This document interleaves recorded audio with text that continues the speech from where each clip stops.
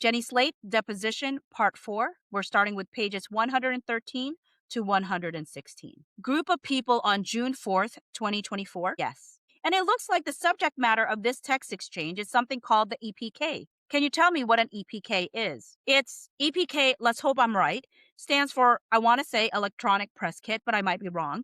And usually what that is sometimes they do it on set. Sometimes they do it after production has wrapped, in the post-production time. They ask you questions about the production, your role, stuff like that, and then they can use it for promotional materials. And it looks like what? Porter. I was just going to mention, I think in your question you asked 2024, but it's 2023, for the record. Hudson, thank you, yes. For the record, the council is correct. The date of the text is June 4th, 2023. Thank you for correcting that. It looks like you were sent some questions to answer for the EPK as part of this text chain. Is that right? Yes. And you say here to your team here, hey guys, I don't want to do anything with Justin. I don't want to talk about him, like nothing. And the same goes for Jamie, who's truly unprofessional. I also haven't read the book, so definitely no questions about that. I'm just not sure how visible I want to be in this campaign. And looking over this list, I'm wondering if actually we should wait a beat. What is Blake going to do? I'll ask her myself on Tuesday. So was it your feeling at this time that you did not want to do anything with respect to press or promotion of this film? It seems that was my position at the time. And it says here that I'll ask her myself on Tuesday. Had you not discussed this issue with Miss Lively by this time? I can't specifically recall, but I guess not. Did Miss Lively tell you to tell your team that you didn't want to do press or publicity? No. This was something that you did independently. Yes. I'll hand you what we'll be marking as Exhibit 17. Exhibit 17 is an email exchange dated June 4th, 2023 between Samantha Cooper, Jenny Slate, Harris Reese, Alexander Croden, Karen Gardner, Stacey O'Neill, and Jenny Slate.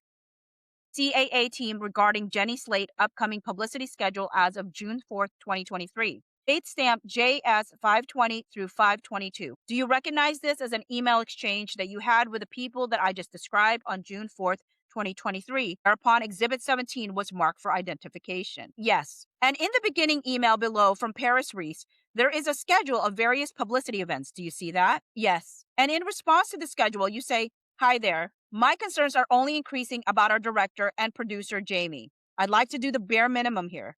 Let's talk on the phone and cut it way down, please. Again, is this how you were feeling at this time about doing anything related to publicity for the film? Yes. And at some point, were you involved at all in publicity or press for the film? Yes. And I'm going to hand you a document that we will mark as Exhibit 18. Exhibit 18 is a text exchange between Miss Slate and Josh Pearl, dated July 26, 2024, date stamped JS 512 to 514. Do you recognize this as a text exchange that you participated in with Mr. Pearl, whereupon Exhibit 18 was marked for identification? Yes. It drops down to page 119 and it goes all the way to 121. I think what the text is what it says, and it's an accurate description of how you were feeling about them at the time.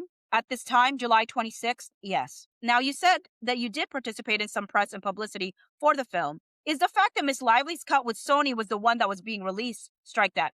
Did the fact that Miss Lively's cut with Sony was the one that was being released impact your willingness to do press or publicity for the film? I don't think that it mattered to me whose cut it was. I think it just mattered to me that the cut was watchable. At some point, did you see the cut of the film?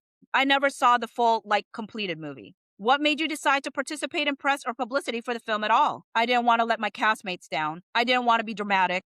It seemed that everybody was participating and I just wanted to make it easy.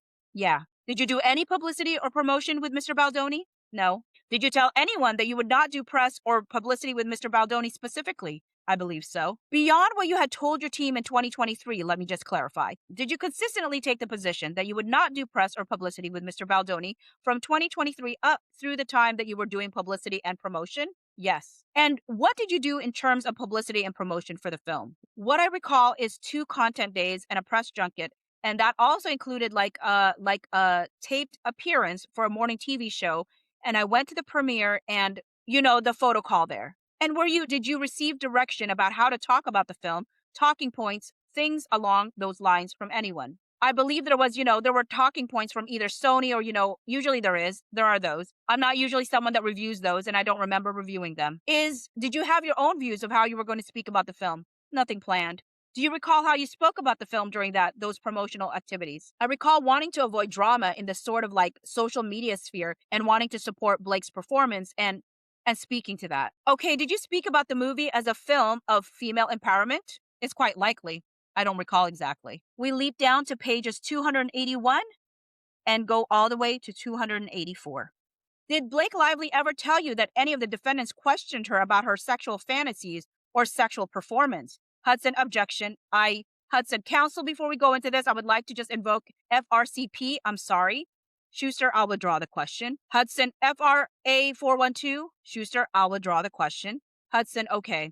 Going back to the occasion when Justin referred to Blake as sexy or hot and then sexy, was that during filming or as something was about to be filmed? In my memory, it was like start of the day and like setting up a shoot, like getting ready to rehearse, something like that. And where physically did that scene take place? Was that in an office? Was that on a studio? And I apologize if I'm using the wrong terminology. It was in a bar. Okay, do you recall that bar being particularly hot at that time? Hudson, objection. I don't know, maybe. Okay, do you recall what Blake was wearing?